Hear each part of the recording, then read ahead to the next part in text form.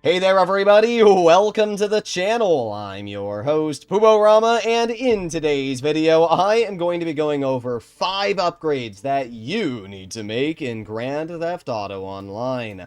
Upgrades are always important. They take what is good and they make it great. And in today's video, I'm going to be talking about 5 upgrades that are super important to get your hands on. So with that being said, let's get straight into it. If you enjoy this type of content, please consider smashing that subscribe button.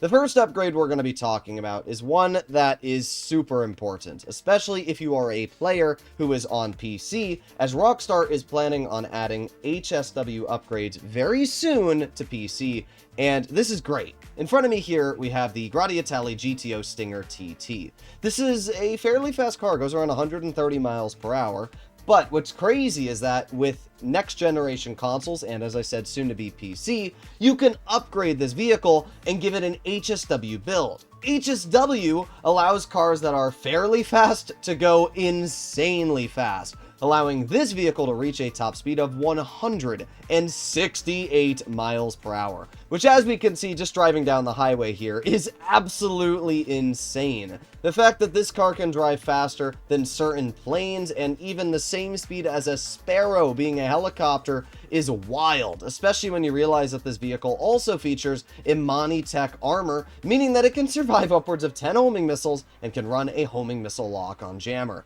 In general, yeah, this is an incredible vehicle, and you can do this to a lot of cars. For example, the new Banshee GTS, which was released, is, well, the new fastest car in the game with an HSW upgrade, over 170 miles per hour. So yeah, if you have a lot of vehicles that have been sitting in your garages for a while, some of them may have HSW upgrades, and you should definitely get your hands on them. A great example of a vehicle that has an HSW upgrade that's been in the game for a while is just the base Banshee. It's $100,000 to buy on Legendary Motorsport. And yeah, for the upgrade price of, like, I think it's $2 million, you can turn it into one of the fastest vehicles in the game. Plus, you can do an HSW time trial, so yeah, there's really no reason to not participate in anything HSW. That brings us over to my PC, which, yes, I'm literally playing GTA on 2 different consoles right now, which is pretty funny, or platforms. So on the PC, this brings us to the second thing that you are going to want to upgrade, and that is bunker research. This is one of those things that you need to focus on really early on. And the reason why is because these upgrades are super important for late gameplay. For example, if we go over to the research page, we can see all of the bunker research unlocks I have on this account. We have oppressor missiles. If you purchase the oppressor, you need this upgrade to actually equip missiles on it. It's not just the oppressor though. If you want to basically put any of the armor, minigun, or upgrades on your Insurgent Pickup Custom, you're going to have to get those upgrades here inside of your bunker. The weaponized Tampa, if you want to get the missiles, if you want to get the dual machine gun on the roof, you're going to need all of that inside of your bunker. And not to mention the most important upgrades we haven't even talked about yet, and that are the special rounds. We have Incendiary, Hollow Point, Armor Piercing, Full Metal Jacket, and most specifically, Explosive rounds. Explosive rounds are obviously what you can put on your Mark II weaponry, like the Sniper and as well the Shotgun. These will turn what is a fairly average weapon into one of the most insane in the game, especially the explosive shotgun. So yeah, explosive rounds are an absolutely mandatory thing, and I should also say that the proximity mines are one of the most overpowered upgrades you can put on a lot of the older vehicles. There's only one vehicle that you can get the remote minigun and proximity mines on that isn't available with bunker research, and that is the Vapid Speedo Custom inside of your nightclub. But yeah, apart from that, you're going to need this bunker research to actually move you along in the game. This next upgrade is one that I think a lot of people overlook, and once you realize the importance of this, you're like, oh my god, I need this. And that is sleeping quarters inside of your properties. Going over to any of the businesses I own. Let's say, for example, the bunker, which I'm currently in. Let's say I want to get a different bunker location. How about this one over here for 1.6 million? Well, you'll notice we have personal quarters as an upgrade option. It's $265,000. A lot of people think, oh, that's a waste of money. Why would I need that? And they skip that and they get the other upgrades. There's a lot of properties in the game that have sleeping quarters that you need to purchase. A great example is the agency, which I've actually set my spawn location to inside of my interaction menu.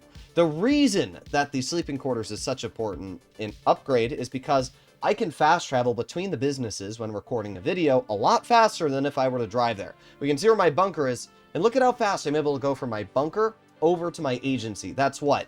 15 seconds of time, and there you go, boom, inside of my agency. Sure, it can cost a little bit of extra money to get the sleeping quarters, $200,000, but I mean, it's definitely worth it when you realize that you can just fast travel across the entire map. I've talked about this in the past as well. You can buy very, very crappy apartments like this one over here, which is all the way in Paleto Bay. And I can quickly set my spawn location to Paleto Bay and then literally go from where I currently am all the way across the map in about 10 seconds. It's huge. It's an absolutely important thing to do. And because of this, it's definitely an upgrade I think worthwhile. While we're inside of the agency, we break into another very important upgrade, and that is Imani Tech vehicles. The agency is one of the best businesses in the game. And the reason why is because it gives you so many different abilities. First of all, you get a free helicopter. You get the ability to have a passive income, which just goes up as you're playing the game. And when you pair all of that with the Imani Tech vehicles in the basement, yeah, the agency is just incredibly wild. Now, to get your hands on the ability to upgrade Imani Tech vehicles, you are going to need to purchase the upgrade station inside of Dynasty 8 Executive. So let's say I wanted to purchase this property here. You're going to notice we have wallpaper, highlight, armory, accommodation, and then vehicle workshop. You're going to want to spend the $800,000 on this vehicle workshop. It might sound like a waste. Why purchase the vehicle workshop when I can just go upgrade my vehicles inside of, you know, any other area like Los Santos Customs or inside of my Avenger? But trust me, it's worth it because Imani Tech vehicles are by far the strongest in the game. And if you ever plan on playing in public lobbies, they are really the only way to go. We can see we have the armor plating tab right here. And then not only do we have the armor plating tab, but we also have a Imani Tech tab. And this allows you to put on a missile lock on jammer or a remote control unit. Yeah, you can actually control your vehicle without being inside it. And this comes even more important lately. Rockstar added a whole heaping load of vehicles into the game that now feature missile lock on jammers. I think it was something like 100 cars. There's a whole list online. In fact, I posted a video of it myself, which I'll link in the description down below. But yes, Rockstar basically gave the ability to like 50 different vehicles, I don't remember what the number was, where now you can put missile lock on jammers. But you are only able to put that upgrade on your vehicles if you own an agency. So yes, the agency is one of the most important things to purchase, and obviously getting that vehicle upgrade station is absolutely mandatory. And that brings us to the final thing that you are going to want to upgrade in today's video, and that is the Terabyte inside of the Garment Factory. In the latest DLC for Grand Theft Auto Online, Rockstar obviously added a brand new business, the Garment Factory.